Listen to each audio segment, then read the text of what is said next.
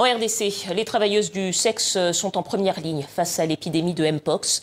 La maladie se transmet aussi par des rapports sexuels non protégés. Regardez le reportage à Kamituga, cité minière du Sud Kivu, où se pressent prostituées, orpailleurs et commerçants. Reportage signé Laure de Matos avec Stéphane Dard. Kamituga, son centre-ville bondé, ses ruelles poussiéreuses et ses bâtisses faites de briques et de brocs. C'est depuis cette cité minière du Sud Kivu que s'est propagée l'épidémie de Mpox en RDC. Ce médecin se souvient de ce qu'il a constaté il y a un an sur un homme venu consulter à l'hôpital.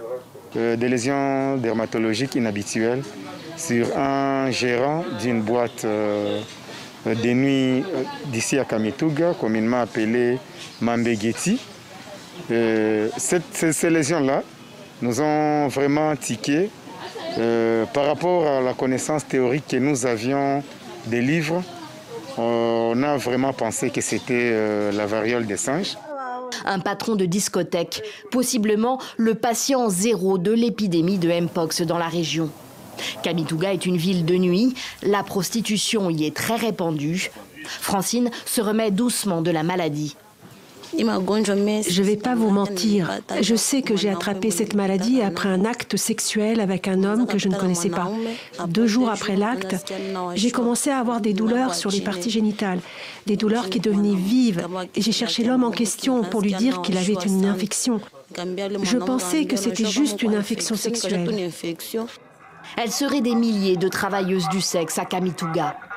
Elles ont leur quartier dédié, leur association, leur QG. Elles savent qu'elles ont été et sont encore le principal vecteur de propagation du Mpox dans le Sud Kivu.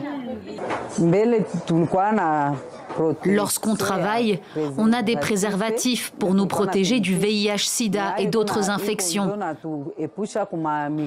Mais pour le Mpox, j'ai l'impression qu'il n'y a pas de protection parce que le virus passe par la sueur.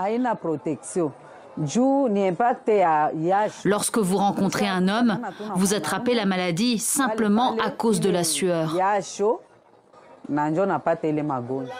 Le préservatif est en effet inutile contre le Mpox, puisqu'un simple contact de peau à peau suffit à laisser passer le virus.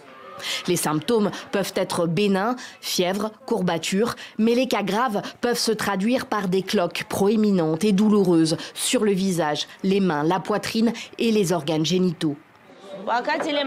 Tout le monde avait peur de cette maladie quand elle est apparue, comme on avait peur du VIH-Sida à l'époque. Alors aucune fille n'a voulu dire qu'elle était malade. Si je suis contaminée, je me cache pour que les autres ne le sachent pas. Il est donc difficile de savoir combien d'entre nous ont été infectés. Mais je pense qu'on est vraiment nombreuses à avoir été malades. Beaucoup de prostituées malades ne disent rien de leur état par peur de perdre leurs revenus. Elles touchent entre 3 000 et 10 000 francs congolais la passe, quelques euros. Les professionnels de santé demandent aux autorités locales de fermer les boîtes de nuit et d'indemniser les travailleuses du sexe pour le manque à gagner, avec l'espoir de stopper la propagation du virus. Nous avons près de 20% de patients qui sont des professionnels de sexe ou des personnes qui disent avoir été contaminées mais avoir été en contact avec un partenaire occasionnel qui se trouve être un professionnel de sexe. Et donc cette catégorie est assez vulnérable et très exposée. C'est important que cette catégorie soit vaccinée. La campagne de vaccination a tout juste débuté dans le nord et dans le sud Kivu. Les prostituées font partie des cibles prioritaires. Leurs clients à Kamituga sont essentiellement des orpailleurs venus chercher la fortune dans ces mines abandonnées. Et là, la sensibilisation reste absente. La plupart de ces hommes n'ont aucune idée de ce qu'est la maladie et de comment s'en prémunir.